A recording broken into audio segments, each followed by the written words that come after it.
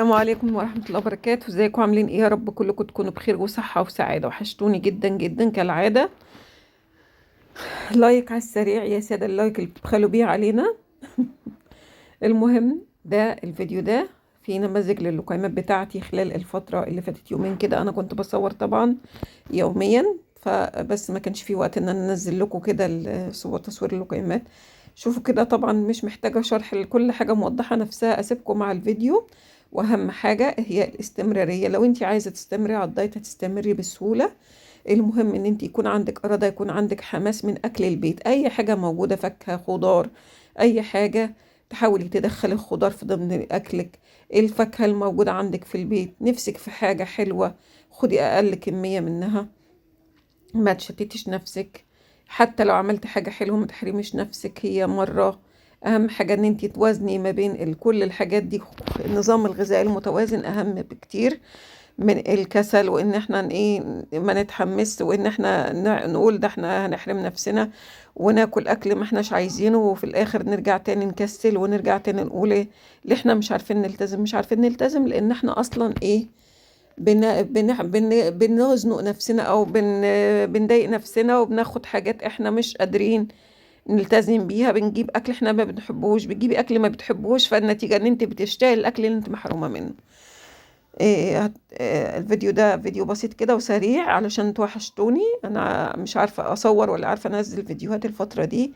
ان التصوير نفسه بيحتاج دماغ رايقة كده، ويحتاج ان الواحد ينظم وقته يكون جاهز كده. انا الفترة دي تعبانة وعندي واجبات كتيرة والتزامات كتيرة، مش قادرة اصور، مش لاقية وقت اصلا ان انا اصور فيها. بس انتوا بس اتفرجوا على الفيديوهات اللي فاتت كده وشجعوني كده باللايك والتعليق والشير والكومنت الحلو، وتفرجوا كده. عايزين تعرفوا نظام اللقيمات كده؟ ان شاء الله هحاول كده اعمل لكم. انا وعدت اخواتنا اللي علقوا الفيديوهات الاخيره على ان انا هعمل لهم فيديوهات لجميع الاوزان، بس ما كانش في وقت ان انا انزلها. فان شاء الله الفتره الجايه احاول، ربنا يقدرني ان شاء الله.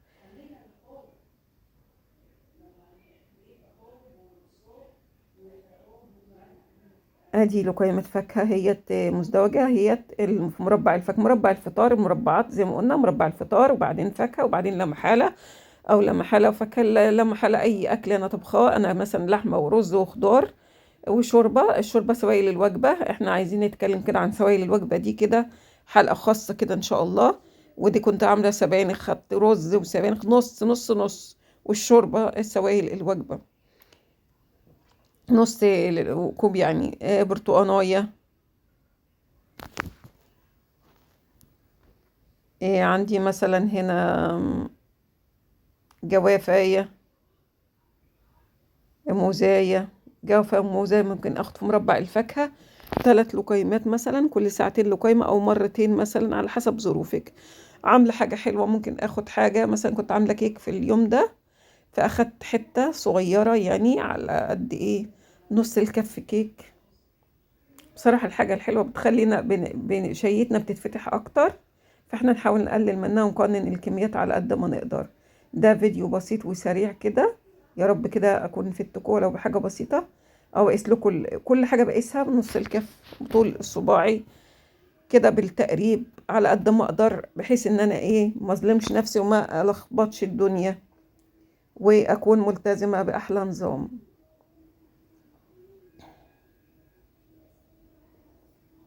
شكرا لكم على تفاعلكم وتشجيعكم ليا. سلام عليكم.